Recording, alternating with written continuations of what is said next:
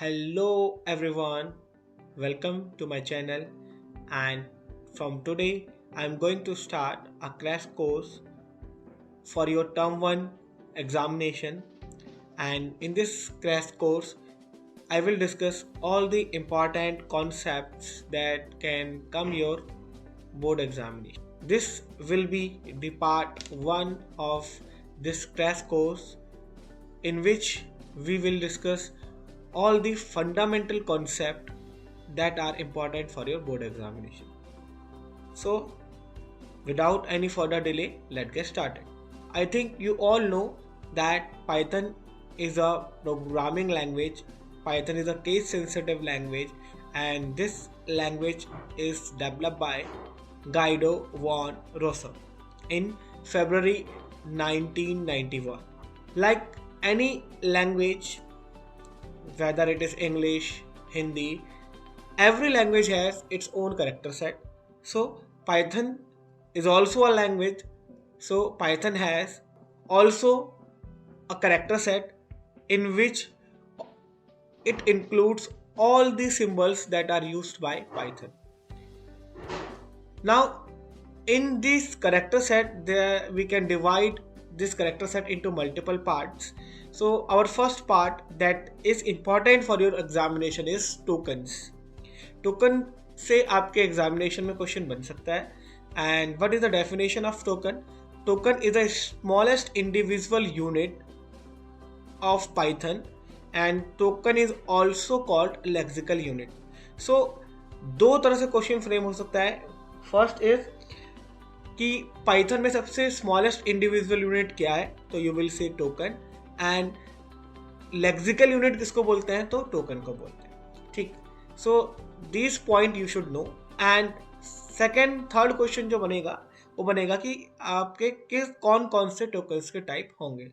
So the types of tokens are keywords, identifier, literals, operators and punctuators. So these are the types of tokens. तो 3 question token से important है. पहला, who is the smallest individual unit of Python? Token. And which is called the lexical unit, you will say token. And what are the types of token? Keywords, identifier, literals, operators, punctuators. These all are the types of tokens. Now next topic is keywords. Keywords is very important topic for your examination. दो तरह से question frame हो सकता है. पहला है कि keywords की डेफिनेशन क्या है. सेकेंड पूछा जा सकता है कि आपको आइडेंटिफाई करना है कि which one is a keyword and which one is not a keyword. So basically what is the definition of keywords? Keywords are the reserve word which have the special meaning in Python programming language. तो दो तरह से definition से question पूछा जा सकता है कि रिजर्व वर्ड कौन से हैं, who are the reserve word, then you will say keywords are the reserve word. Secondly, which have the special meaning and reserved in Python programming language, so you will say keywords. Now you have to identify the keywords. What are the keywords? So some example of keywords are print, input, for. All these are called the keywords. इसके अलावा भी आपके बहुत सारे हो सकते हैं.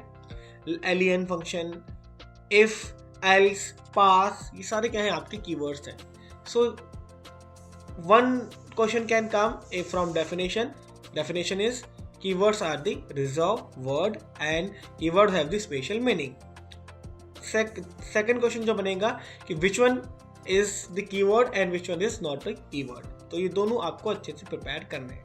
Third topic is identifiers. Okay, so what is identifier? Identifier अभी तक जो टॉपिक हमने पढ़े हैं इन सब में सबसे इंपॉर्टेंट आइडेंटिफायर है.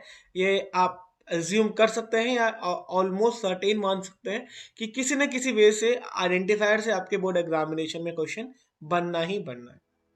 तो अच्छे से इस टॉपिक को देखेंगे. पहले हम डेफिनेशन की बात करते हैं कि what is identifier. Basically identifiers are user defined. It can be variable, object, classes, function etcetera. ठीक. तो आइडेंटिफायर्स को यूजर डिफाइन करता है. और हम यूजर क्यों डिफाइन करता है? As a variable name, as a object, as a class, as a function हम आइडेंटिफायर को डिफाइन करते हैं। इन सब में जो वेरिएबल है वो बहुत कॉमन है, हम सब ने वेरिएबल कहीं भी ना कभी डिक्लेयर किया होगा। सो वेरिएबल डिक्लेरेशन में इन आइडेंटिफायर्स का यूज होता है। और आइडेंटिफायर में सबसे इंपॉर्टेंट है कि किस तरह से एक वेरिएबल को आइडेंटिफाई किया जा सकता है। सो उसमें उसके लिए कुछ सर्टेन रूल है, वो रूल आपको पता होने चाहिए। फर्स्ट रूल इज दैट कि upper and lower cases are different, ठीक है, because it is quite obvious that you all know that Python is a case sensitive language. So यहाँ पर अपर एंड लोअर दोनों क्या है, डिफरेंट आपके पॉइंट है। So you should know that कि आप जो भी आइडेंटिफायर डिक्लेयर करो तो be very careful about the upper cases and lower cases. Second point is first character must be letter और अंडरस्कोर। सो जो फर्स्ट कैरेक्टर होगा वो क्या होगा, वो एक लेटर होगा। It can be either small a to z और कैपिटल A to z और अंडरस्कोर। इसके अलावा आप फर्स्ट लेटर कोई भी यूज नहीं कर सकते, या तो लेटर होना चाहिए या अंडरस्कोर होना चाहिए। Third point, both digits and later can be use. तो जो भी आपका आइडेंटिफायर होगा वो लेटर्स और डिजिट का कॉम्बिनेशन होना चाहिए, बट डिजिट आपका फर्स्ट लेटर नहीं हो सकते, उसके बाद डिजिट आ सकते हैं। Next point is identifier of unlimited length. ये काफी इंपॉर्टेंट पॉइंट है कि आइडेंटिफायर की कोई भी लेंथ नहीं होती, आप कितने ही बड़े आइडेंटिफायर को डिक्लेयर कर सकते। Spaces are not allowed in the name of identifier. ये भी इंपॉर्टेंट पॉइंट है कि स्पेस अलाउड नहीं है जब आप आइडेंटिफायर को डिक्लेयर करते हो या एक वेरिएबल को डिक्लेयर करते हो। And identifier can not contain any special character. Special character mean symbol, full stop, comma, semicolon, any kind of symbol is not allowed in identifier declaration. Underscore is treated as a character. So underscore is exception because underscore is also symbol, but we can use underscore anywhere. Underscore आपका starting में भी आ सकता है, first letter भी हो सकता है, middle में भी आ सकता है और लास्ट में भी आ सकता है, ठीक है। तो underscore can be use anywhere. So all in all there are multiple rules, but आपको जो है मेन जो आपको याद रखना है वो याद रखना है कि जब भी आपको आइडेंटिफाई करने को आए कि कौन सा वैलिड आइडेंटिफायर है या नहीं है, तो आपको कुछ पॉइंट याद रखने हैं। पहला पॉइंट है कि आप पहले चेक करोगे कि अगर उसमें कोई भी सिंबल है, इफ उस पूरे आइडेंटिफायर में अंडरस्कोर को छोड़ के तो डायरेक्टली वो आपका आइडेंटिफायर नहीं होगा। तो पहले आपको देखना है कि उसमें कोई सिंबल है या स्पेस है, तो आप उसको जो डायरेक्टली एलिमिनेट हो जाएगा। सेकेंडली आप ये देखोगे फर्स्ट कैरेक्टर आपका क्या होना चाहिए, वो आपका या तो लेटर होना चाहिए या अंडरस्कोर होना चाहिए। अंडरस्कोर को तो आप ये मान के चलिए आप छोड़ सकते हो, क्योंकि अंडरस्कोर एक आपका ऐसा सिंबल है जो आपका कहीं भी आ सकता है, ठीक। तो स्टार्टिंग से मिड से एंड में कहीं भी आ सकता है, तो आप उसको अवॉइड कर सकते हो, वो वैलिड है। और एक पॉइंट आई थिंक लास्ट इसमें और होगा कि आपका आइडेंटिफायर जो होगा वो कीवर्ड नहीं हो सकता, ठीक है। You can not use keyword as an identifier, ठीक। So these are some point that you must know while declaring the identifier. Now next is literals. Literals are data items that have a fixed or constant value. Python allows several kind of literals: string literals, numeric literals, boolean literals like true or false. Special literal is none. Literal collection like list, tuple, dictionary, etc. String literal is anything enclosed in single or double quotes is called string. Numeric literal and any number. Okay, so basically literal से जो question बनेगा वो simple ये बनेगा कि literals क्या होते हैं, फिक्स वैल्यू होते हैं, और स्ट्रिंग लिटरल मीन्स जो भी आप सिंगल और डबल कोट्स में लिख लोगे वो क्या हुआ, एक सिंगल literal होगा. Now, what is numeric literal? Let us suppose you want to calculate the parameter of rectangle. So your formula will be 2l plus. So here the value of l and b can be anything, but value of 2 is fixed, na? So here 2 is the literal and l and b are the addend. Boolean literal is true or false. Special literal is none, and string literals are literal collections are list and tuple. Now our next topic is string, which is very important for your exam. So basically string is a sequence of characters. It can be a combination of letters, numbers and special symbols. It is enclosed in single quotation, double quotation or triple quotation. Basically we have two types of string. One first is single line string which is created by single or double quotes, and second is multi-line string which is created by using a triple quotes or by using a backslash. So here we will understand the concept of string very closely because string is very important. So basically what is a string? Anything enclosed in single, double or triple quotes is a string. आप ये नहीं बोलोगे कि string में character आएंगे, letters आएंगे, number आएंगे, तो आप कुछ भी अगर लिख रहे हो सिंगल, डबल या ट्रिपल कोट्स में तो वो क्या होगी, आपकी स्ट्रिंग होगी. आपको बस ये याद रखना. अब बेसिकली जो सिंगल लाइन स्ट्रिंग होगी उसमें आप या तो सिंगल कोट्स का यूज करेंगे या डबल कोट्स का use. So anything you write either in a single और double quotes is a single line. Multiline string दो तरह से क्रिएट होगी, या तो आप ट्रिपल कोटेशन मार्क में आप मल्टीलाइन स्ट्रिंग को लिख लो, एज अ नेम सजेस्ट कि ये स्ट्रिंग एक लाइन पे नहीं होगी, मल्टी लाइन. या आप सिंगल या डबल कोट्स का यूज करो और जैसे ही लाइन एंड हो आप बैकस्लैश का यूज कर लो और फिर आप न्यू लाइन पे वो चीज. So these are the two ways of creating the string. So यहाँ से जो क्वेश्चन बनेगा कि स्ट्रिंग के जो दो टाइप होते हैं, कैसे आप स्ट्रिंग को क्रिएट करते हो, कैसे आप सिंगल लाइन को स्ट्रिंग क्रिएट करते हो, कैसे मल्टी लाइन को क्रिएट. तो क्वेश्चन आएगा single line string is created by, you can say either by single quotes or double quotes, or how can you create multi-line string? You could directly say by using a triple quotes or by using a backslash at the end of the line. Okay, so I hope these two concepts are clear to you. And our next is alien function, very important function. Alien function we can use with string to determine the length of the string. Okay, उस string में actual में total number of character कितने हैं वो उसकी length है. सो कैसे आप इसको आइडेंटिफाई करोगे? एलियन आप यूज करोगे in small and in the parenthesis you will write the string. So here देखो I have used len function और इस पैरेंथेसिस के अंदर मैंने लिखा हुआ है हेलो. सो इसकी लेंथ कितनी होगी? 1 2 3 4 and 5. The length of that string will be 5. Now we can see our answer is also 5. अब यहाँ पर जो सेकेंड पॉइंट आता है वो आता है इंडेक्सेस. स्ट्रिंग में कॉन्सेप्ट यूज होता है इंडेक्सेस का. We will see what is index in the next slide. और बट इंडेक्स को क्या बोला जाता है? आपका सबस्क्रिप्ट भी बोला. So our next topic is indexing. अब what do you mean by index? Here in this example I have write the Python. So basically we have two types of indexing, forward indexing and backward indexing. जो आपकी forward indexing होती है वो आपकी 0 से start होती है from the left hand side. तो forward indexing आपकी चलेगी left to right और backward चलेगी आपकी right to left. Forward indexing कहां से स्टार्ट होगी? 0 से. कहां तक जाएगी? लेंथ -1. और बैकवर्ड इंडेक्सिंग कहां से स्टार्ट होगी आपकी?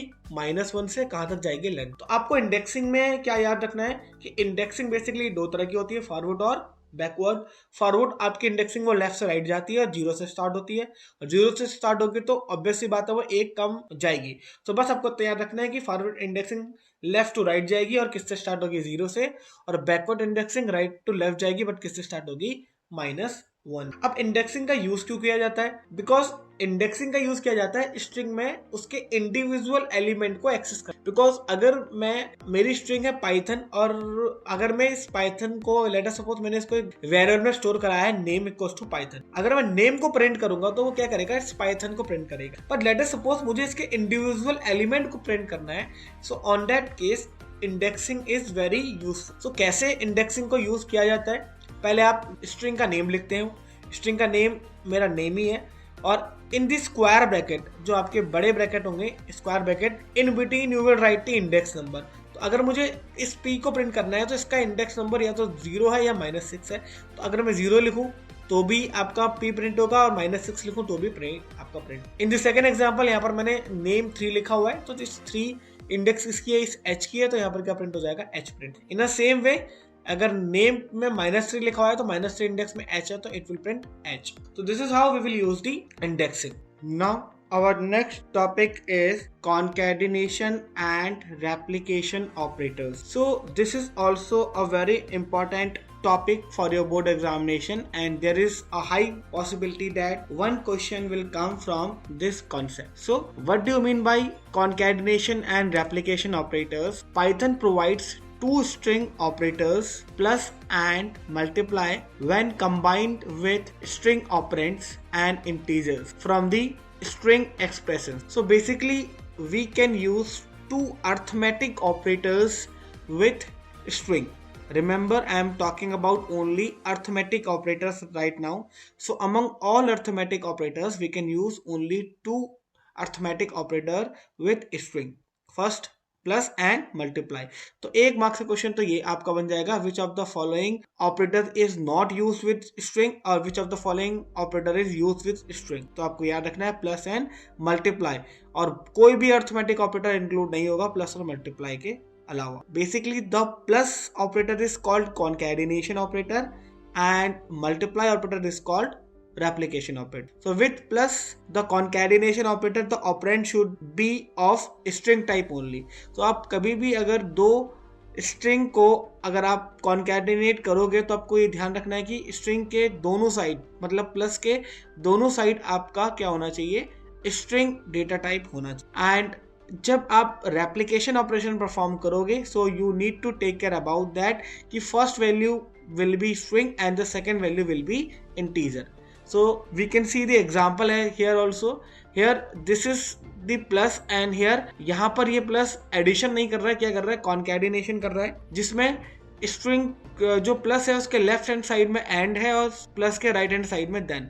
तो दोनों साइड क्या है यहाँ पर, आपको लेफ्ट एंड राइट साइड दोनों का स्ट्रिंग होना कंपलसरी है। और जब आप इन दोनों को कॉन्कैटिनेट करोगे तो रिजल्ट आ जाएगा एंड देन। तो ये दोनों को कंबाइन करके आपको कॉन्कैटिनेट कर देता है। तो and plus then and then, इस प्रोसेस को क्या बोलते हैं हम, concatenation. And when we apply the replication operator, तो यहाँ पर एक जो आपका डेटा टाइप है, एक पार्ट का आपका स्ट्रिंग होना कंपलसरी है और सेकेंड पार्ट का मल्टीप्लाई के बाद जो आएगा वो आपका इंटीजर होना कंपलसरी है। तो यहाँ पर ये कंपलसरी नहीं है कि आपका मल्टीप्लाई के बाद इंटीजर आए या मल्टीप्लाई से पहले इंटीजर आए, दोनों में से एक आपका क्या होगा, इंटीजर होगा और एक स्ट्रिंग होगा। अगर मैं एंड मल्टीप्लाई बाई 2 लिखूं तो भी सेम रिजल्ट आएगा, 2 मल्टीप्लाई बाई एंड लिखूं तो भी क्या आएगा, सेम रिजल्ट आएगा। और वो क्या होगा, रेप्लिकेशन, मतलब रिपीट कर देगा, तो एंड क्या हो जाएगा, 2 टाइम्स रिपीट हो। इसी तरह से अगर मैं लिख दूं 3 मल्टीप्लाई बाई एंड, तो यहाँ पर क्या होगा, एंड 3 टाइम रिपीट हो जाएगा।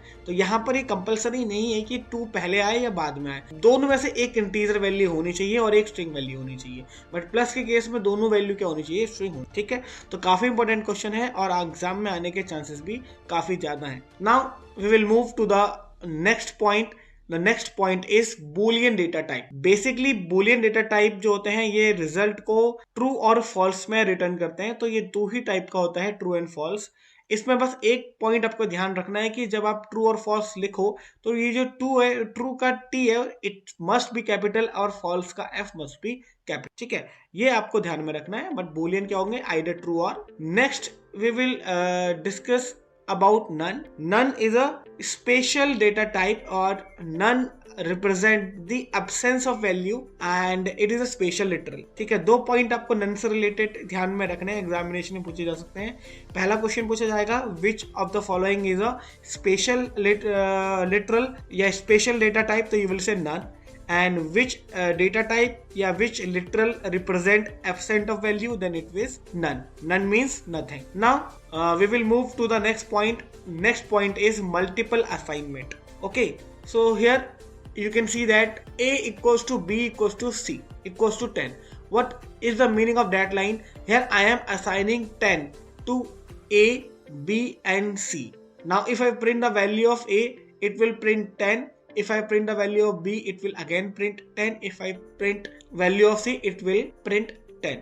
अगर मैं मल्टीपल असाइनमेंट यूज ना करूं तो मुझे यहाँ पर 3 अलग अलग लाइन पे लिखना पड़ेगा। A equals to 10, B equals to 10, C equals to 10। तो वो काम मैं एक लाइन पे कर सकता हूँ simply by writing A equals to B equals to 10। Okay, या अगर मुझे डिफरेंट वैल्यू देनी हो तो उसके लिए मैं क्या करूंगा, A, B, C equals to लिखूंगा 5, 10, 7। तो यहाँ पर ये A की वैल्यू कितनी हो जाएगी, 5 हो जाएगी, B की वैल्यू कितनी हो जाएगी, 10 हो जाएगी और C की वैल्यू कितनी हो जाएगी, 7। ठीक है, तो ये वैल्यू इस तरह से असाइनमेंट हो जाएगा। नाउ अब इस एग्जाम्पल में अगर आप देखो तो यहाँ पर लिखा हुआ है BCA equals to A+1, B+2, C-1। तो यहाँ पर क्या हो जाएगा, देखो B की वैल्यू क्या हो जाएगी, A+1, तो B की वैल्यू कितनी हो जाएगी, A 5+1 6 हो जाएगी। C इक्वल्स टू है B+2। अब यहाँ पर स्टूडेंट को कंफ्यूजन होता है। कंफ्यूजन क्या है कि यहाँ पर अभी आपने इमीडिएटली बोला कि b की वैल्यू कितनी है 6 है।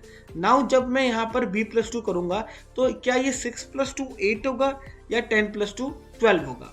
तो यहाँ पर आपको ध्यान में रखना है कि आप कभी भी अगर असाइनमेंट की वैल्यू को पिक करोगे तो क्या होगा, वो उसके ऊपर वाली लाइन को से वैल्यू को पिक करेगा, बिकॉज अभी ये लाइन इन रनिंग प्रोसेस है, ये एग्जीक्यूट नहीं हुई है, क्योंकि you know that Python is a interpreted language जो कि लाइन बाय लाइन एग्जीक्यूट होती है। तो अभी आपकी पूरी लाइन एग्जीक्यूट नहीं हुई है, तो जब तक ये लाइन एग्जीक्यूट नहीं होगी तब तक वैल्यू अपडेट नहीं हुई है। तो अभी बी की वैल्यू अपडेट नहीं हुई है, जब ये लाइन कंप्लीट हो जाएगी, रन हो जाएगी, तो वैल्यू अपडेट होगी। तो अगर आपका अभी बी की वैल्यू अगर आपको लेनी है तो आप सीधे इसके इमीडिएट ऊपर वाली लाइन पे आओगे और देखोगे बी की वैल्यू कितनी है 10। तो यहाँ पर कितना आएगा 10+2 12 रिजल्ट आएगा। In a same way a equals to c-1, तो c की वैल्यू आप इसके ऊपर वाली लाइन से पिक करोगे। c की वैल्यू कितनी है 7 7 - 1 6। Now when I come to the third line, now this line is executed, तो यहाँ पर जो वैल्यू है वो वैल्यू आपको यहाँ पर मिल जाएंगे। Now we will see the output of that code. The output will be 6 6 and 12। ये आउटपुट कैसे आया देखो, सबसे पहले यहाँ पर a की वैल्यू प्रिंट हुई है, a की वैल्यू कितने प्रिंट हुई है 6। तो यहाँ देखो a इक्वल्स टू क्या है c-1, तो 7 - 1 6। नाउ b की वैल्यू कितनी है 6, here b equals to a+1, तो 5 + 1 6। c की वैल्यू कितनी है b+2, तो b की कितनी है 10+2 12। तो इस तरह से क्या हुआ है, ये आउटपुट आपका अचीव हुआ है। तो हो सकता है 1 मार्क्स में इस तरह का मल्टीपल असाइनमेंट से भी एक क्वेश्चन आपका बन सकता है, there is a possibility. Now next point we will see non graphic character, means वो करेक्टर जो कि आपको डायरेक्टली विजिबल नहीं होते। लाइक आप जब ए प्रिंट करोगे, ए टाइप करोगे, बी टाइप करोगे, सी टाइप करोगे, 1 2 3 टाइप करोगे तो आपका विजिबल होता है। बट स्पेस है, न्यू लाइन है, टैब है, जब आप इनको प्रेस करते हो तो ये आपको विजिबल नहीं होता। इनको बोला जाता है non graphic character. So non graphic characters are those character that can not be type directly from the keyboard. Okay, so यहाँ पर आपके नॉन ग्राफिक करेक्टर्स हालांकि बहुत सारे होते हैं, बट हमें सिर्फ 2 स्टडी करने हैं। पहला है आपका न्यू लाइन करेक्टर, जो कि क्या होता है \n।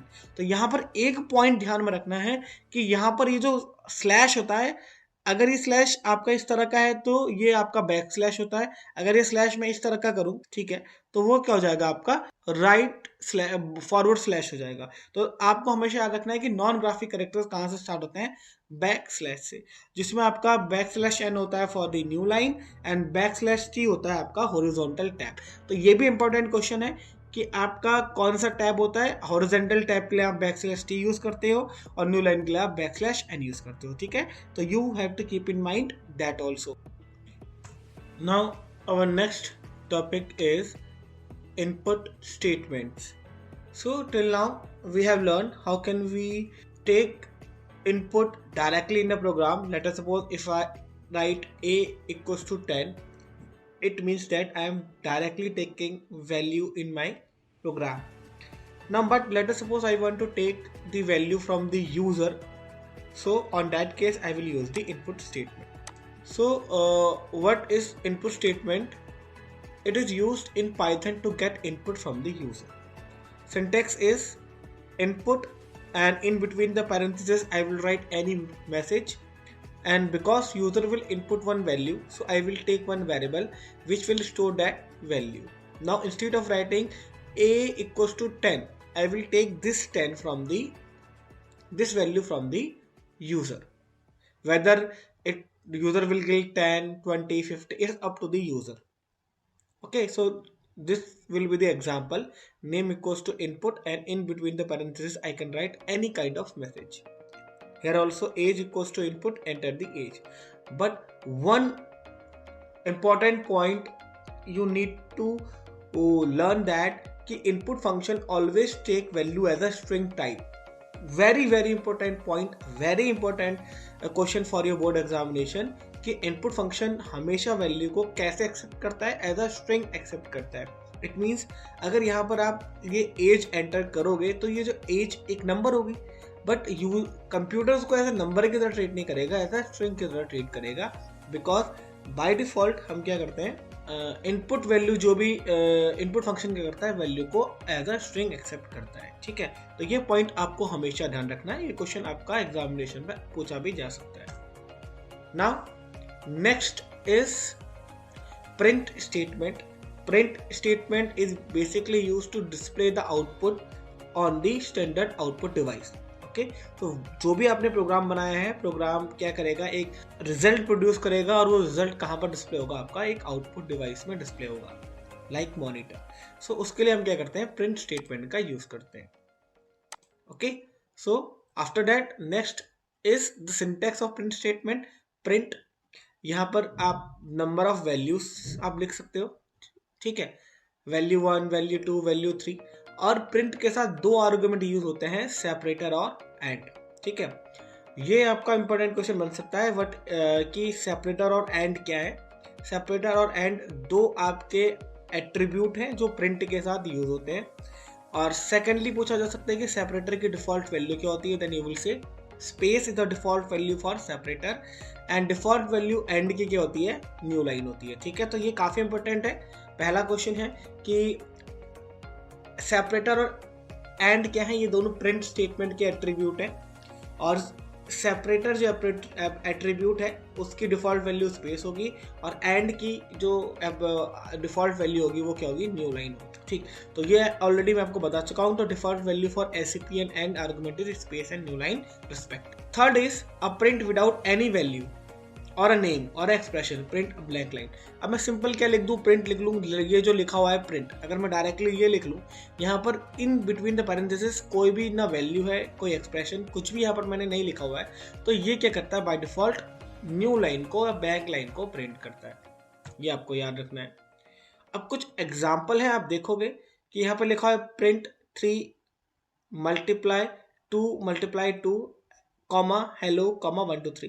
कॉमा से आप मल्टीपल वैल्यू को सेपरेट कर सकते हो। यहाँ आप एग्जांपल में भी देख सकते हो सिंटेक्स में, value 1 comma value 2 comma value 3। तो यहाँ पर 1 2 3 वैल्यू है, तीनों किससे सेपरेटेड है, कॉमा से। अब इनके बीच में क्या आएगा ये डिसाइड कौन करेगा, सेपरेटर। बिकॉज यहाँ पर आप देखोगे यार इन दिस एग्जांपल की 12 और हेलो के बीच में स्पेस आया।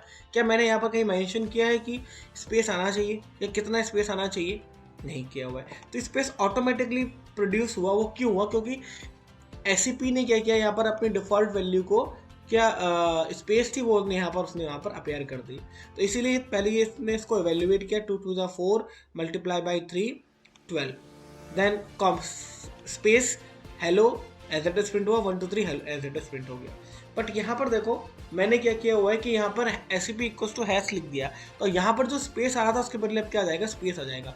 1 2 3 4 और इनके बीच में क्या आएगा, हैश आ गया, क्योंकि यहाँ पर मैंने स्पेसिफाई कर दिया है कि हैश सेपरेटर की जो डिफॉल्ट वैल्यू होगी वो क्या होगी, हैश होगी। एंड एट्रीब्यूट तब काम करता है जब आपके पास मल्टीपल प्रिंट स्टेटमेंट हो। जैसे कि यहाँ पर दो आपके प्रिंट स्टेटमेंट है, अगर मैं यहाँ पर एंड का यूज ना करूँ और सिंपल लिखूँ प्रिंट हेलो प्रिंट वेलकम, तो हेलो और वेलकम दो अलग अलग लाइन पे प्रिंट होंगे। क्यों प्रिंट होंगे, क्योंकि यहाँ पर एंड की डिफॉल्ट वैल्यू क्या थी, आपकी न्यू लाइन थी, तो वो ऑटोमेटिकली न्यू लाइन पे क्रिएट हो जाता है। बट यहाँ पर जैसे मैंने हेलो को प्रिंट किया और यहाँ पर लिखा हुआ है एंड इक्वल्स टू आपका ये एंड का सिंबल बना दिया है। अब ये स्टेटमेंट क्या सिग्निफाई कर रहा है कि आप हेलो को प्रिंट करो बट उसके बाद आप न्यू लाइन पे मत जाओ, आप सेम लाइन पे रुक जाओ और सेम लाइन पे आप रुकने के बाद क्या करो, इस एंड को प्रिंट कर दो। तो ये जो एंड न्यू लाइन पे पहले सेंड कर रहा था, अब वो क्या करेगा, न्यू लाइन पे सेंड करके यहाँ पर ये एंड प्रोड्यूस कर देगा। उसके बाद जैसे ये लाइन आएगी वो क्या करेगी, आपकी वेलकम को यहाँ पर प्रिंट कर देगी। ठीक, तो ये समझना काफी इंपॉर्टेंट है यूज ऑफ एसीपी और एंड का। बाकी तो प्रिंट स्टेटमेंट सिंपल है, आपको पता है कि ये आउटपुट को प्रोड्यूस करेगा। इसके बाद दो फंक्शन है हमारे, टाइप एंड आईडी। ठीक है, सिंपल है, टाइप के लिए टाइप फंक्शन है और आईडी के लिए आईडी फंक्शन है। टाइप के फंक्शन की यूज करते हैं, ये आपको डेटा टाइप बताता है। जैसे it returns the type of an object, जैसे a इक्वल्स टू 4, तो a का डेटा टाइप क्या है, इंटीजर है, तो टाइप 4 जब लिखूंगा तो इंटीजर यहाँ पर आ गया।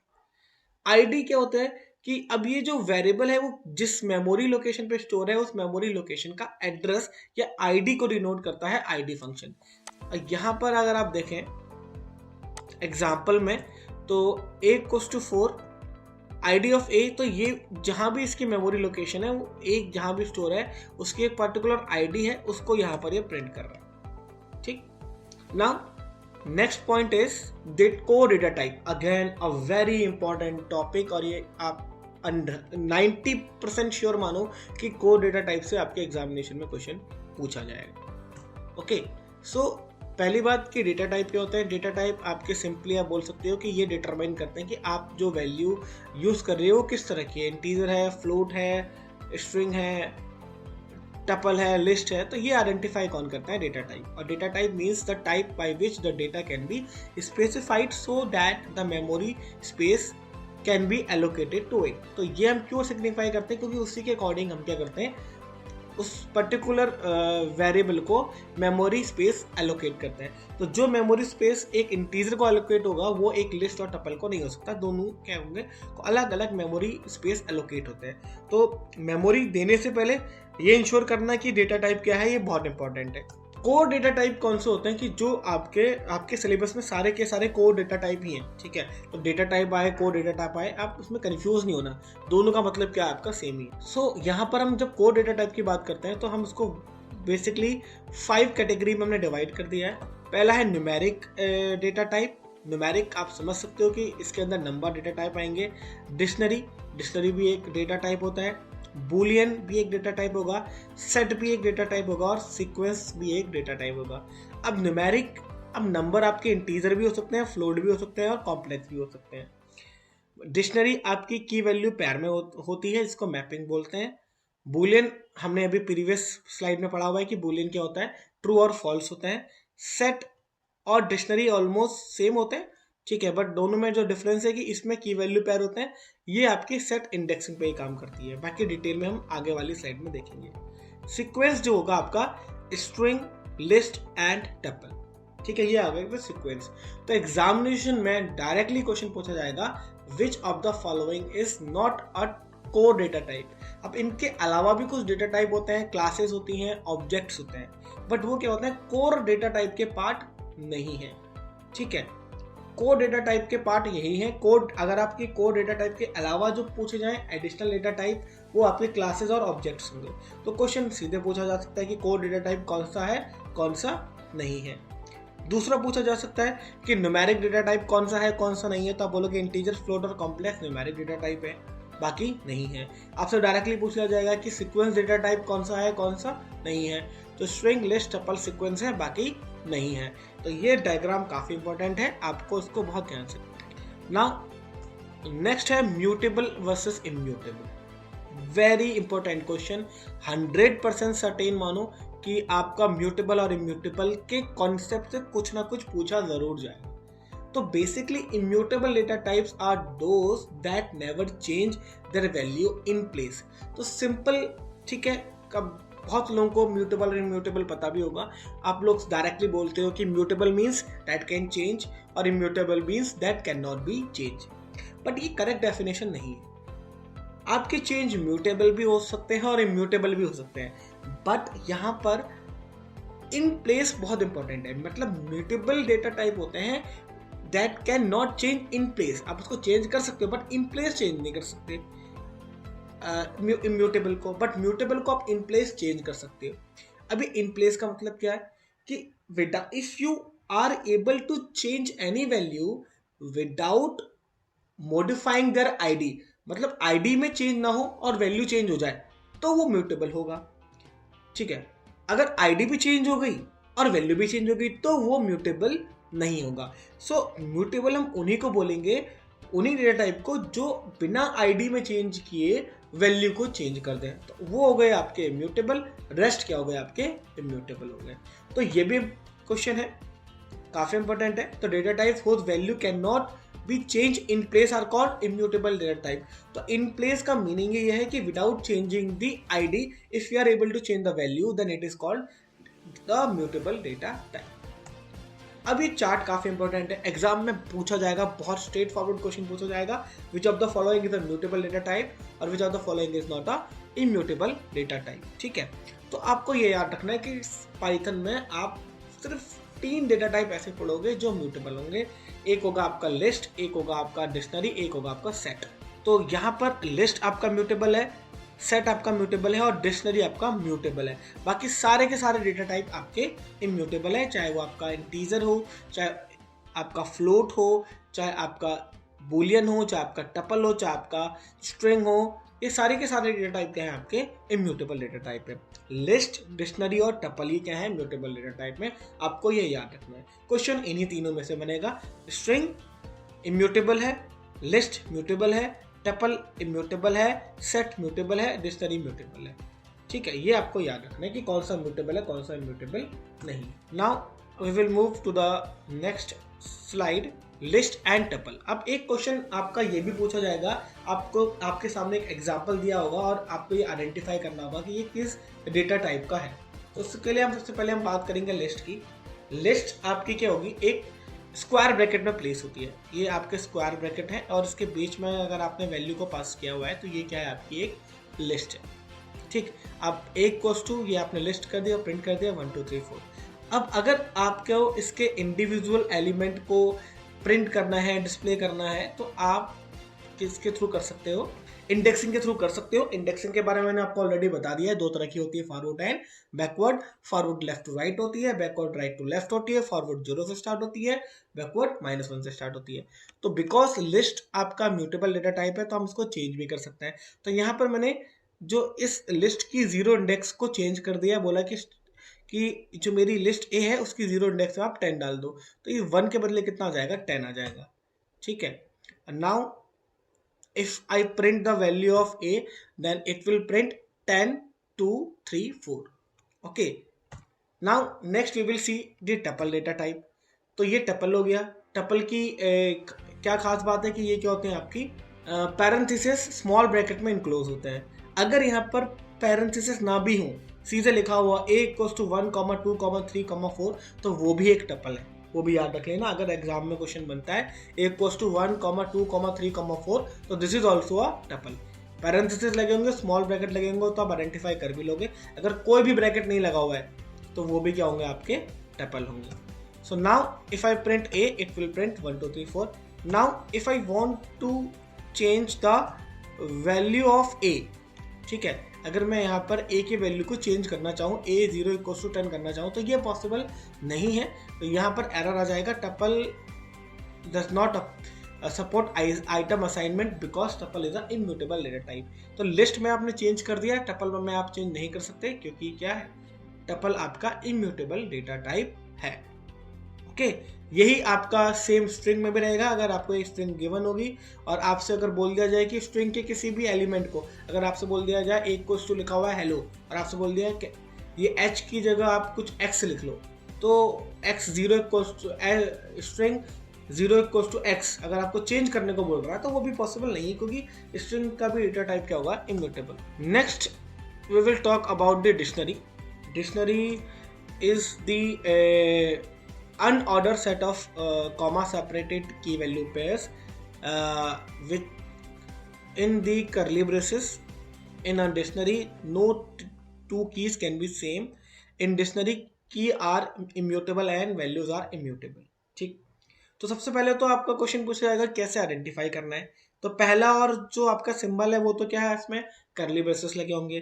दूसरा, इसमें डायरेक्टली वैल्यू नहीं होते, की वैल्यू पेयर होता है। देखो यहाँ पर ये पूरा का पूरा एक की वैल्यू पेयर है, ये दूसरा की वैल्यू पेयर है, ये तीसरा की वैल्यू पेयर है। तो यहाँ पर आपको जितनी भी वैल्यू मिलेंगी वो की वैल्यू पेयर में होंगी। थर्ड पॉइंट है कि इसमें जो की होती है वो इम्यूटेबल डेटा टाइप होती है। मतलब आप यहाँ पर जो मैंने ए लिखा हुआ है, क्योंकि ए स्ट्रिंग है, स्ट्रिंग क्या होता है, इम्यूटेबल होता है। बट मैं ये एज्यूम कर लूँ कि मैं लिस्ट को की बना दूँ तो पॉसिबल नहीं है, क्योंकि लिस्ट क्या होता है, आपका म्यूटेबल डेटा टाइप है। तो आपको ये ध्यान रखना है कि जब भी आप की वैल्यू पेयर क्रिएट करो उसमें की का डेटा टाइप हमेशा क्या हो, इम्यूटेबल हो, और वैल्यू का डेटा टाइप क्या हो, म्यूटेबल हो। अब एक कंफ्यूजन और है, आप बोलोगे सर ये 1 तो इंटीजर है और इंटीजर तो आपका क्या होता है, इम्यूटेबल होता है, तो वैल्यू आपकी कैसे इम्यूटेबल हो गई। तो यहाँ पर म्यूटेबल का मतलब होता है can be mutable if you want. आप यहाँ पर जो की है, की को आपका इम्यूटेबल होना कंपलसरी है, बट वैल्यू आपकी म्यूटेबल इम्यूटेबल दोनों हो सकती है, वो आपके ऊपर डिपेंड करता है। बट की को आप म्यूटेबल नहीं बना सकते। और जिसमें जो पहले वाला होता है वो की होती है, सेकंड वाली वैल्यू होती है। ठीक, और यहाँ पर अगेन आई एम रिवाइजिंग कि डिक्शनरी काफ़ी इंपॉर्टेंट है। पहली बात कि जो डिक्शनरी होगी वो आपकी करली ब्रेसेस स्टार्ट होगी, और एंड होगी। सेकेंड पॉइंट है कि वो की वैल्यू पेयर में होगी, जिसमें पहला की होगा, दूसरा वैल्यू होगा। थर्ड है कि उसमें से जो की का डेटा टाइप होगा वो आपका इम्यूटेबल होना चाहिए, और वैल्यू का डेटा टाइप आपका इम्यूटेबल म्यूटेबल कुछ भी हो सकता है, ठीक है, बट की का आपका क्या होगा, इम्यूटेबल ही होगा, ठीक है। और फोर्थ पॉइंट है कि की रिपीट नहीं हो सकती, की हमेशा क्या होगी, यूनिक होगी, ठीक है। तो एक क्वेश्चन आपका बन सकता है एग्जामिनेशन में कि आपको आइडेंटिफाई करना है कि डिक्शनरी के रिगार्डिंग कौन सा पॉइंट करेक्ट नहीं है। तो ये सारे पॉइंट आपको पता होने चाहिए कि इसमें की वैल्यू पेयर होते हैं, करली ब्रेसेस से स्टार्ट होती है, की यूनिक होती हैं, की इम्यूटेबल होती हैं, वैल्यू इम्यूटेबल म्यूटेबल दोनों हो सकती हैं, ठीक है। सो ये सारे पॉइंट आपको याद रखने हैं। और डिक्शनरी क्या होती है, अनऑर्डर सेट होता है, क्योंकि यहाँ पर एक कंपलसरी नहीं है कि आपका पहले 1 आए फिर 2 आए। अब यहाँ पर मैं यहाँ पर भी 2 लिख सकता हूँ, यहाँ भी 1 लिख सकता हूँ, तो इसलिए क्या बोला जाता है, इसको अनऑर्डर सेट बोला जाता है, ठीक। तो ये पॉइंट आई होप आपको क्लियर हो गया होगा। Now next, list and tuple. So now next is operators in Python. Operators कौन कौन से होते हैं, पहले हम अर्थमेटिक ऑपरेटर की बात करेंगे। तो बेसिकली वी हैव 1 2 3 4 5 6 7 ऑपरेटर है। 4 5 ऑपरेटर तो आपको ऑलरेडी पता होंगे, प्लस माइनस, डिवाइड और multiply, addition 4 + 6 10, subtraction 14 - 6 8, division 14 divide by 4 3.5। एक पॉइंट मैं आपको ज़रूर बताऊंगा कि आप जब भी डिवाइड करोगे पाइथन में, यहाँ पर तो देखो ऑब्वियस सी बात है कि 14 डिवाइड बाई 4 किया तो 3.5 आंसर आना है। पर अगर मैं यहाँ पर कर दूं 12 डिवाइड बाई 4 तो आंसर क्या आएगा, मनी ऑफ यू विल से answer will be 3। Wrong, answer will be 3.0। It means आप कभी भी किसी भी नंबर को डिवाइड करो, इररिस्पेक्टिव वो कंप्लीटली डिविजिबल है या नहीं है, आंसर हमेशा किस में आएगा, फ्लोट में आएगा। तो एग्जाम में क्वेश्चन ऐसे पूछा जाएगा कि when we divide 12 by 4 then what will be the data type of result, तो you will say float। वहां पर आप ये नहीं देखोगे यार तो कंप्लीटली डिविजिबल है, इसका आंसर 3 आना चाहिए, ऐसा नहीं होगा। आप कभी भी डिवाइड करोगे आंसर हमेशा क्या आएगा, फ्लोट में ही आएगा। अगर आपका कंप्लीटली डिविजन है तो उसके आगे 0.0 लग जाएगा। फ्लोट डिवीजन आपका ये भी डिवाइड होता है, बट ये आपका डेसिबल में कैलकुलेट नहीं करता। जैसे एग्जांपल कि 14 फ्लोट डिवीजन 4 करेंगे तो ये 3 करेगा, पॉइंट के बाद कैलकुलेट नहीं करेगा। तो ये तो अंडरस्टैंडेबल बात है कि अगर ये पॉइंट में कैलकुलेट नहीं कर रहा तो जब भी आप फ्लोट डिवीजन कैलकुलेट करोगे तो इसका आंसर हमेशा किस में आएगा, करेक्ट, इंटीजर में आएगा। मल्टीप्लीकेशन सभी को पता है, 4 × 6 24। Modulus operator will calculate the reminder. जब आप 14 को 6 से डिवाइड करोगे तो रिमाइंडर कितना आएगा, 2 आएगा। अगेन मॉडुलस ऑपरेटर भी हमेशा क्या होगी, एक इंटीजर वैल्यू होगी, क्योंकि ये भी आपका डेसिमल में कैलकुलेट नहीं कर सकते। क्योंकि अगर मैं यहाँ पर 14.6 करूँगा तो कहीं ना कहीं डेसिमल में भी आएगा, तो यहाँ पर आपको डेसिमल में कैलकुलेट नहीं करना है। जैसे अगर मैं यहाँ पर कैलकुलेट करूँ 14 फ्लोट डिवीजन 4 आंसर 3 है, और अगर इसी में मैं मॉड लगा दूँ तो कितना हो जाएगा, 2 इसका आंसर होगा, क्योंकि मॉडुलस ऑपरेटर क्या करता है, रिमाइंडर को कैलकुलेट करता है। एक्सपोनेंट पावर कैलकुलेट करता है, तो 2 फ्लोर आपका एक्सपोनेंट 4 यूज हुआ है तो इसका आंसर क्या होगा, 2 की पावर 4, रिजल्ट विल बी 16। 8 नहीं होगा यहाँ पर, रिजल्ट 2 की पावर 4 कितनी होती है, 16 होती है, ठीक है। तो यहाँ पर आप करेक्ट कर लेना। तो इन चारों से भी क्वेश्चन बन सकता है बेसिक, कि किस तरह से आपको रिजल्ट इवेल्युएट करना है, ठीक है। तो यहाँ से क्वेश्चन बनने के चांसेस हैं, ये इंपॉर्टेंट है ऑपरेटर्स। रेस्ट ऑपरेटर की अगर मैं बात करूँ तो असाइनमेंट ऑपरेटर आपका कौन सा होता है, इक्वल्स टू होता है। सो यहाँ पर equals to a equals to 10, तो ये 10 किसको असाइन हो जाएगा, a को असाइन हो जाएगा। फिर अगर मैं लिखूँ a equals to 10, sorry a equals to a plus b, तो उसको लिखा जा सकता है a plus equals to b, ठीक है। a plus equals to b अगर कहीं पर लिखा हुआ है तो उसका मतलब है a equals to a plus b। इसी तरह से कहीं पर लिखा है a minus equals to b, इसका मतलब a equals to a minus. a equals to a multiply by b can be written as a multiply equals to b। a equals to a floor division b को लिखा जा सकता है a floor division equals to a equals to a mod 2 को लिखा जा सकता है a mod equals to. Okay, तो this is all about the assignment operator. Relation operator basically 6 तरह के रिलेशन ऑपरेटर होते हैं आपके, less than equals to, double equals to, greater than, less than equals to, greater than equals to, and not equal to. एक point आपको याद रखना है कि अगर सिंगल इक्वल टू लगा है तो उसको असाइनमेंट ऑपरेटर बोला जाएगा, और अगर दो लगे हुए हैं तो उसको क्या बोला जाएगा, इक्वल टू बोला जाएगा। और अगर आपको ये लिखना है कि ए और बी इक्वल है तो आप ए इक्वल टू बी नहीं लिखोगे, क्या लिखोगे, a double equal to b. तो ये पॉइंट आपको ध्यान रखना है। अगर आप तो ए इक्वल टू बी, इसका मतलब होता है कि बी की वैल्यू को ए में डाल दो, ठीक है। तो ए, अगर आपको कभी लिखना है अगर दो वैल्यू इक्वल है, अगर आपको इस तरह का स्टेटमेंट आता है तो ऑन दैट केस आप क्या लगाओगे, डबल इक्वल टू लगाओगे, single equal to will be the wrong. Next operator is logical operators. Basically, logical operators are you connect the relationships. अगर मेरे पास एक से ज़्यादा रिलेशनशिप ऑपरेटर्स हैं तो मैं उसको कनेक्ट कर सकता हूँ with the help of logical operators. और 3 लॉजिकल ऑपरेटर्स अवेलेबल हैं, एंड और नॉट। कौन कौन से हैं, एंड और। Now some examples of that is given. इन एग्जाम्पल को आपको बहुत अच्छे से समझना है बिकॉज ये इंपॉर्टेंट है, आपके एग्जामिनेशन में पूछी जा सकती है। तो here it is written 5 is greater than 4 और 10 इज लेस देन। अब यहाँ पर ये जो और स्टेटमेंट है ये कैसे कनेक्ट करता है इसको आपको समझना है। इस और स्टेटमेंट में 2 कंडीशन गिवन है, एक कंडीशन ये है, एक कंडीशन ये है।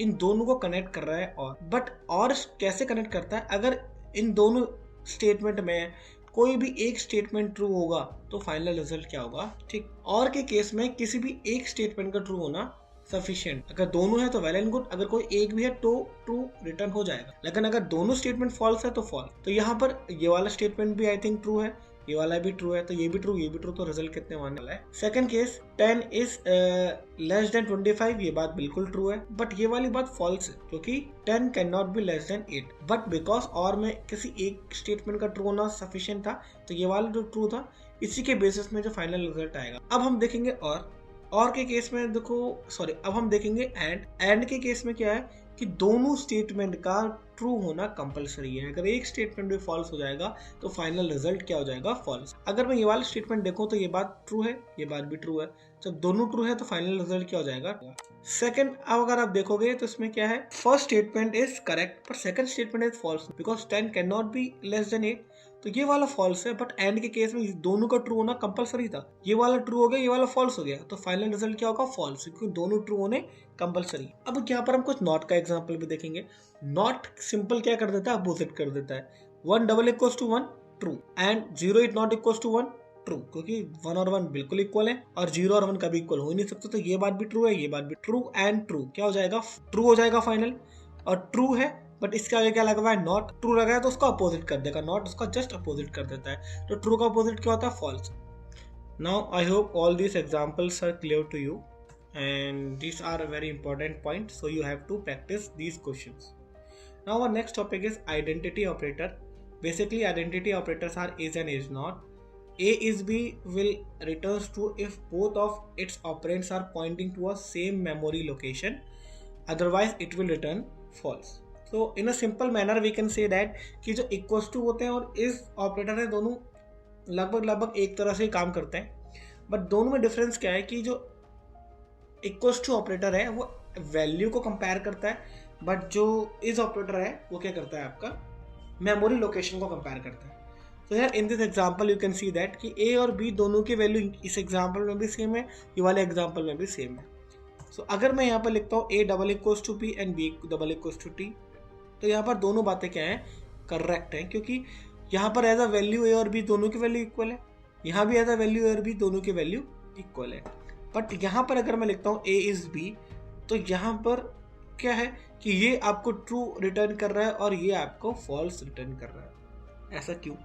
क्योंकि यहाँ पर जब इनकी मेमोरी लोकेशन कंपेयर हुई तो यहाँ पर ए और बी की दोनों की आईडी क्या थी, अलग थी, और यहाँ पर जब इन दोनों की मेमोरी लोकेशन को कंपेयर किया गया तो ए और बी दोनों की मेमोरी लोकेशन अलग थी। अब सबसे बड़ा पॉइंट क्या है कि ये जो मेमोरी लोकेशंस हैं ये कब आपकी सेम होंगी, कब आपकी सेम नहीं होंगी, ठीक है, ये आपको ध्यान में रखना है। तो ये कुछ पॉइंट मैं आपको बता दूं कि अगर आपका डेटा टाइप फ्लोट है तो आपकी मेमोरी लोकेशन सेम नहीं होंगी, कॉम्प्लेक्स अगर डेटा टाइप है तो भी सेम नहीं होंगी, इनपुट स्ट्रिंग अगर डेटा टाइप है तो वो सेम हो सकती है, बट स्ट्रिंग में अगर आप डेटा टाइप को एज अ इनपुट ले रहे हो तो सेम नहीं होंगी।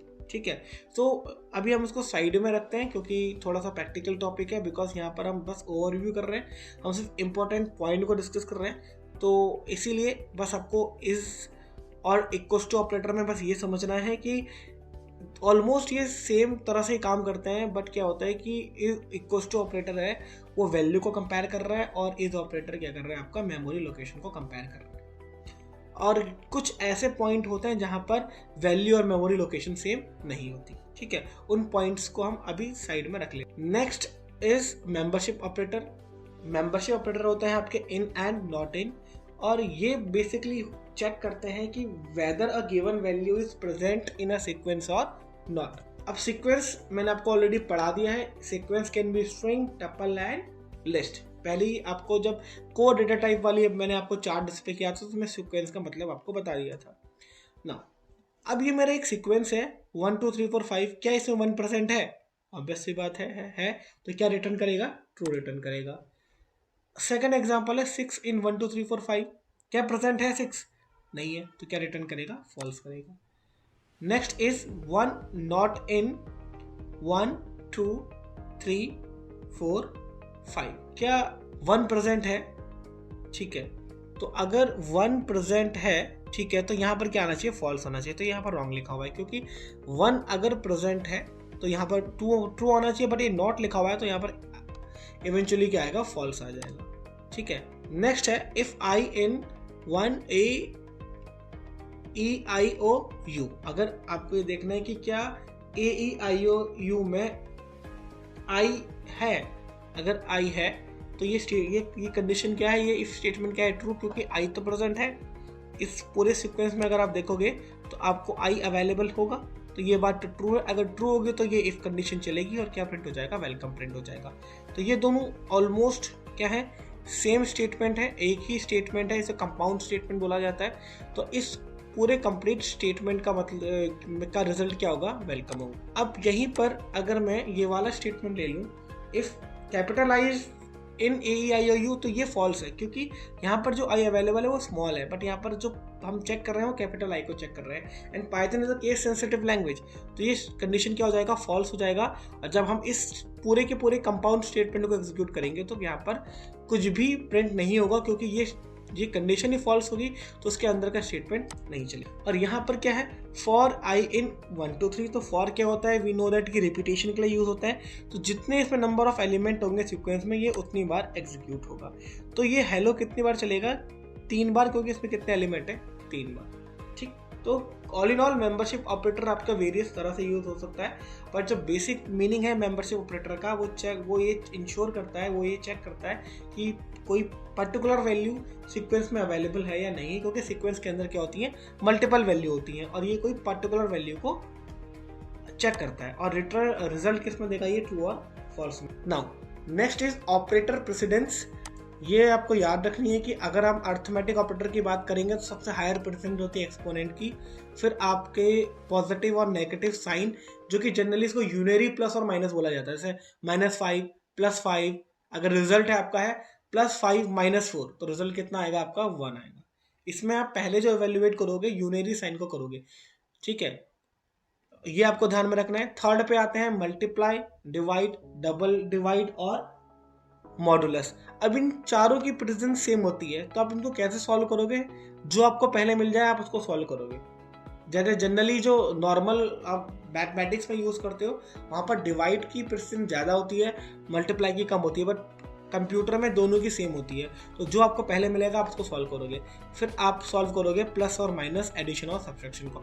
हालांकि आप इसको क्या कर सकते हो? आप इसको स्किप भी कर सकते हो, आप डायरेक्टली याद कर सकते हो एक्सपोनेंट, फिर आपके प्लस, डिवाइड, डबल डिवाइड और मॉडुलस, फिर आप एडिशन एंड सब्ट्रैक्शन। फिर आपके क्या होता है? कंपैरिजन ऑपरेटर या रिलेशन ऑपरेटर, आप इनको यूज करोगे। Greater than, less than, greater than, equals to, less than, equals to, not equals to. फिर लॉजिकल ऑपरेटर में पहले आप नॉट को सॉल्व करोगे, फिर एंड को करोगे, फिर और को करोगे, ठीक है। ये ऑपरेटर प्रेसिडेंस आपको पता होनी चाहिए, तभी आप क्या कर पाओगे? जो एक स्टेटमेंट आता है उस स्टेटमेंट वाले क्वेश्चन को आप सॉल्व कर पाओगे, जो कि हमने इससे पहले भी क्वेश्चन में किए। Now last topic of today's video is type conversion, ठीक है। बेसिकली टाइप कन्वर्जन जो है वो 2 तरह का होता है, इम्प्लिसिट और एक्सप्लिसिट। इम्प्लिसिट कन्वर्जन जो होता है ये ऑटोमेटिकली हो जाता है और एक्सप्लिसिट यूजर द्वारा किया जाता है. So it is a conversion performed by the interpreter without programmer's intervention. जैसे इन एग्जाम्पल आप देखोगे ए की वैल्यू 10 है, बी की वैल्यू 20.5 है. अगर मैं a equals to a plus b लिखूंगा तो इनिशियली ए का डेटा टाइप क्या था, इंटीजर था, बट मैं इन दोनों को ऐड करूंगा तो रिजल्ट कितना आएगा 30.5. बट अगर मैं अब ए का डेटा टाइप क्या करूंगा तो क्या हो जाएगा, वो फ्लोट हो जाएगा. अभी पहले वो इंटीजर था, अब फ्लोट हुआ, कैसे हो गया, ये किसने चेंज किया, ये कंपाइलर ने ऑटोमेटिकली चेंज किया. ठीक है, जिसको बोला जाता है आपका इम्प्लिसिट टाइप कन्वर्जन. नाउ हम बात करेंगे एक्सप्लिसिट टाइप कन्वर्जन की. सो यहाँ पर इसके एग्जांपल मैंने ऑलरेडी बता दिया. एक्सप्लिसिट कौन होगा, खुद नहीं होगा, यूजर खुद करेगा. जैसे यहाँ पर अगर आपको लिखा हुआ है a इक्वल्स टू 5 और b equals to 5 plus 6, but यहाँ पर प्रिंट स्टेटमेंट में लिखा हुआ है a प्लस एंट b, यहाँ पर जो इसका रिजल्ट आएगा वो 10 आएगा, ना कि 10.6, क्योंकि यहाँ पर मैंने क्या किया हुआ है, एक्सप्लिसिट टाइप कन्वर्जन किया हुआ है. यहाँ पर लिखा हुआ है इंट b, तो ये जो b है, हालांकि b की क्या है, एक फ्लोट डेटा टाइप है, बट मैंने इसको किस में कन्वर्ट कर दिया है, इंटीजर में. कैसे कन्वर्ट होता है, वो पॉइंट वाले पार्ट को छोड़ देता है. यहाँ पर रिमेंबर कि जब आप कन्वर्ट करो फ्लोट को इंटीजर में, तो आपको राउंड ऑफ नहीं करना है. बोलोगे 5.6 का राउंड ऑफ करते हैं तो 7 हो जाएगा, रॉन्ग. आपको पॉइंट वाला पार्ट छोड़ देना है. अगर आप किसी भी फ्लोट को इंटीजर में कन्वर्ट कर रहे हैं, तो इसमें पॉइंट वाला पार्ट छोड़ दिया तो कितना रह गया, खाली 5 रह गया. तो 5 प्लस 5 कितना हो जाएगा, 10 हो जाएगा. तो here in line 3 we explicit convert the value of b in integer. This is how explicit conversion works.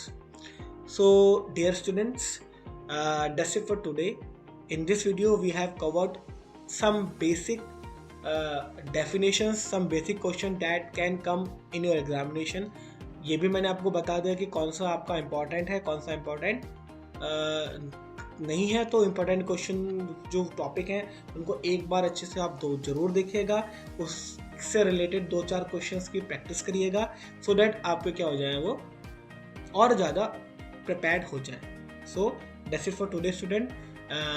If you like that video, if you feel that कि ये वीडियो आपके लिए हेल्पफुल एंड यूजफुल है, so please do like and share. Thank you everyone. And इससे related MCQ का video मैं आपको provide करूँगा, नेक्स्ट क्लास में प्रोवाइड कर दूंगा, नेक्स्ट डे प्रोवाइड कर दूंगा, या सेम डे इवनिंग में प्रोवाइड कर दूंगा. ठीक है, at the basis of your response. अगर आपका रिस्पॉन्स अच्छा है तो मैं आपको इन द इवनिंग प्रोवाइड कर दूंगा, अदरवाइज मैं आपको नेक्स्ट डे प्रोवाइड कर दूंगा. ठीक है, तो पहले आप अच्छे से प्रैक्टिस कर लीजिए, वीडियो को देख के बुक में जाके नंबर ऑफ क्वेश्चन की प्रैक्टिस कर लीजिए, फिर आप एमसीक्यू को सॉल्व करिए एट द एंड में, जिससे ये आपका कंफर्म हो जाएगा कि आपको कितना टॉपिक क्लियर हुए हैं, कितने टॉपिक को और आपको रीड करने की रिक्वायरमेंट है. So dear student, thank you and have a nice day. And again I will again say keep to like and share. Thank you.